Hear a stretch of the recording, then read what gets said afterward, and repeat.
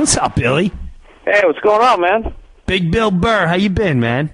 I'm doing good. That was hilarious, that Artie Lang stuff about the open micers websites, man. That's so fucking true. It's so ridiculous. It really is. I'm a fag. I'm on all over Facebook. I have no problem admitting it. You know, I'm 42. My pee's a lot slower. I don't care. I'm on Facebook. So, and I'm still on MySpace, man. I'm sticking it out. I think it's coming back. It's done. It's for 13. Yeah, that was one of the big mistakes I made. I was like, everyone's going to go over to Facebook and just add the same, 500 friends you had. It's the same people. I just found out the other day there's more people on Facebook than actually live in America. So that's right. I think I need to finally make the jump. Dude, all serious aside, I talk to like a couple Australian people once a week. Some people from Switzerland. Facebook's nuts. But it's good. It's good. Okay. It's also adult. MySpace is a little more, teeny boppy. Let's not get wasted. There's basically whores and music producers or something on there, and then everybody's trying to act like their picture is the actual beautiful girl. It's stupid, man. There's like tumbleweeds left on MySpace. I don't know. You know what I don't like about Facebook is you go over there, when you sign up, they keep your information forever, even if you leave, just in case you want to come back. Your personal information. Right. Yeah. I'm a paranoid psycho, Jim. I don't want, when I leave, my information goes with me. That's how I do it. All right, so fuck this. When Facebook changes their policy, I'll be on them. All right, you know what? I agree with you. I feel you out, 100%. How's your radio show? You still doing that? Yeah, I'm doing it just on. We're just doing it as a podcast. We actually uploaded one the other day, the Uninformed Show. It was just too much, with the whole merger and everything. We kind of got lost in the wash, and I was moving out to L.A. and everything. So we just found it's a lot easier. Yeah. To not get paid and just put it on the internet than, Right, and then you can promote it at your shows. You could play it whenever you want. You can. It's a much easier controlled destiny. I definitely feel you there. And there's no signing of papers and people trying to own stuff. And I don't know. I'm working on. I'm going the exact opposite route of everybody else, where they're trying to promote themselves. I just want to live in the middle of nowhere, my own water supply and a windmill, and I'll be good. I was there for a long time. I'm slowly coming out, and I might go back. I see nothing wrong with being an Indian, American Indian. A little flap. Dude, they had it down. Dunk. You're hungry. You went on a hunt, which is basically a fishing trip with the guys. Yes. You broke balls. You had a good time, and then you came back. You cooked it up. And then you started a fire, and the chick stayed over there, unless you were hooking up in the teepee, and the guys hung out of here, and you made a fire, and you giggled your ass off at the fag that couldn't catch the deer for the day. And that's all. Yeah, that's it. There was no credit cards. There was no, I worked my ass off and put my money in a bank, and now it's not there anymore. There's none of that. All you needed a sharp stick, and you needed to know how to chat up the squaws, and you were all good. That's it. There's no going to Gap. There's a special. There's no I got to dress for my big hunt. It's very simple. What's the price of gold? What is gold trading at? None of that shit. That's why I hate the Jetsons, because it reminds me of how much we failed. You remember we used to watch the Jetsons? Yes. And Jetson would be like, these three-day work weeks are murder. Like that's what the future was going to be with technology. It isn't.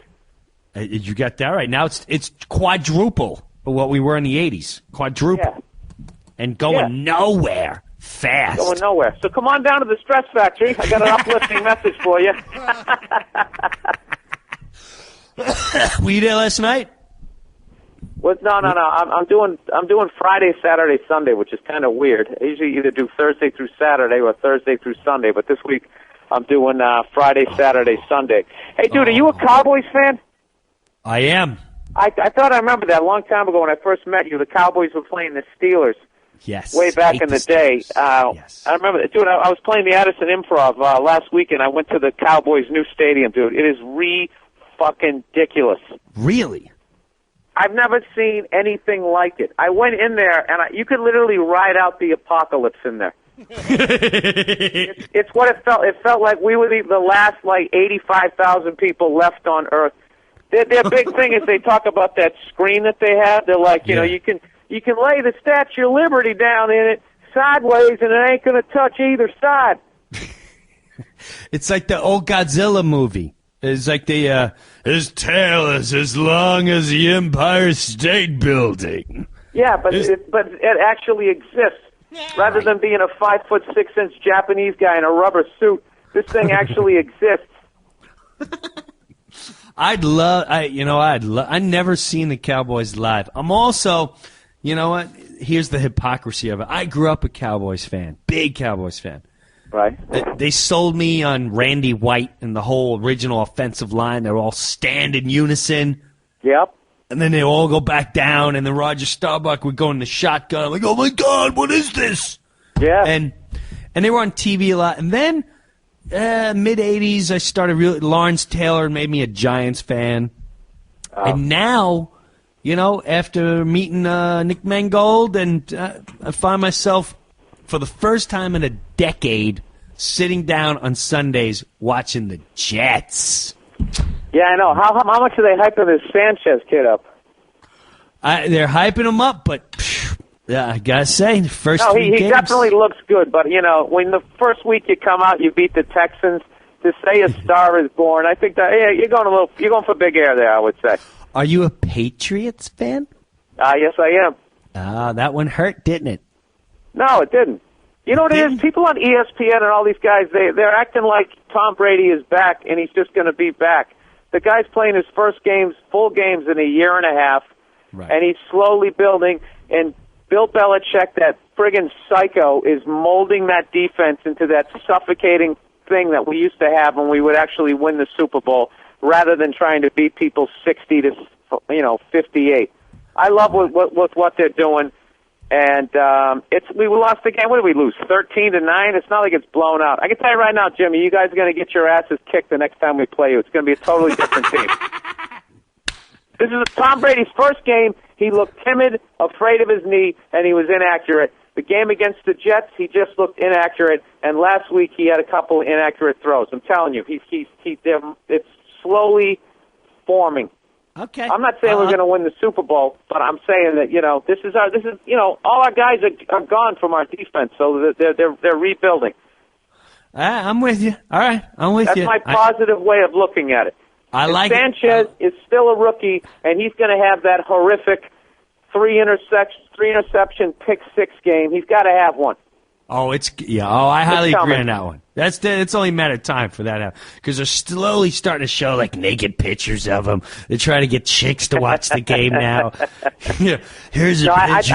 I think he's gonna be great, and as long as he can stay healthy, because I thought Chad Pennington was a winner, but he had those bird bones, man. Every time you brushed up against him, he broke his wrist or his kneecap. Oh, he was a pain in the ass. But he was a winner, though, man. That guy is a winner. He just can't stay healthy. But he got hurt this week. Somebody tapped him on the shoulder to say the offense was going out on the field. He blew out his shoulder. Right. Someone sneezes and he's out for a season. I can't stand that guy. Billy Burr is at the Stress Factory tonight and tomorrow and Sunday. That's in New Brunswick. Welcome, Jet fans.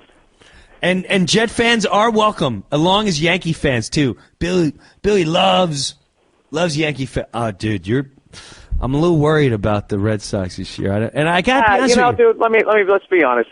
Baseball's not even a competitive league anymore. If you got cash, you're going to be in it. The Red Sox are always going to be in it. We buy whatever the Yankees don't buy, but I'm bored with Yankees Red Sox, man.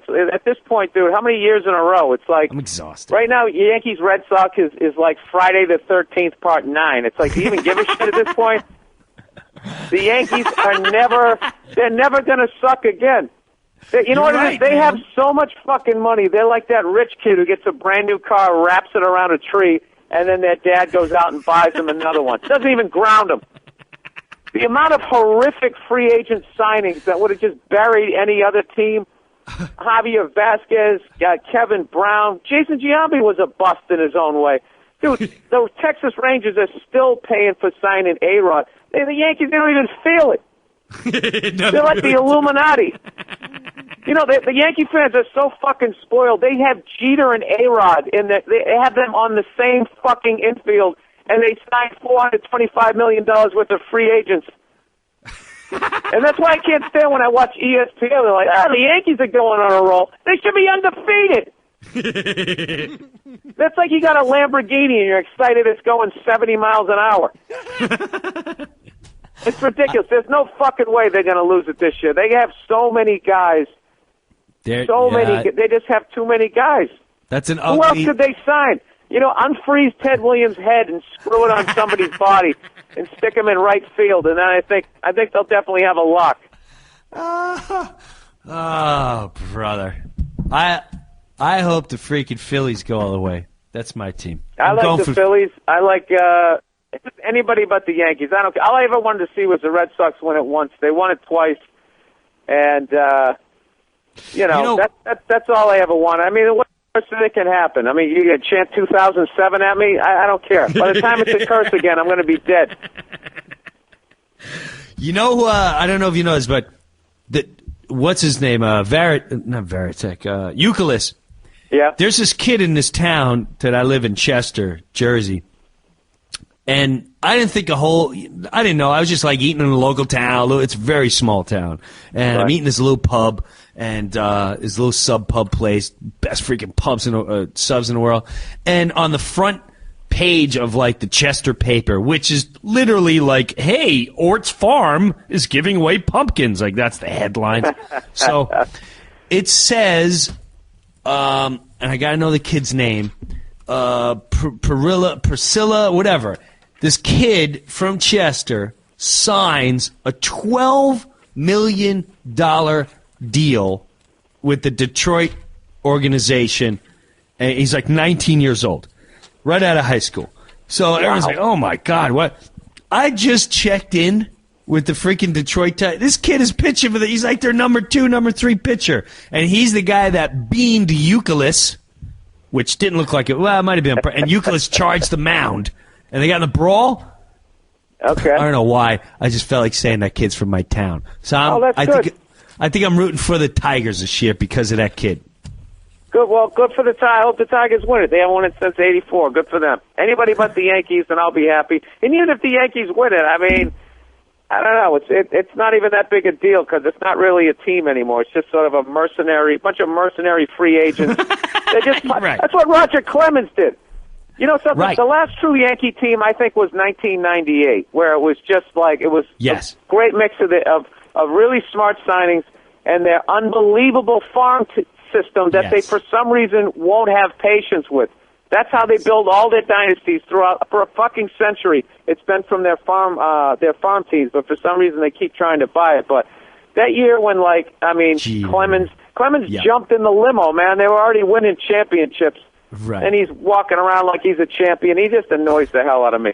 I hate him, too. Don't worry, man. Bill Burr is at Stress Factory tonight, tomorrow night, Sunday. Go check out Bill. Thanks for hanging out today, man.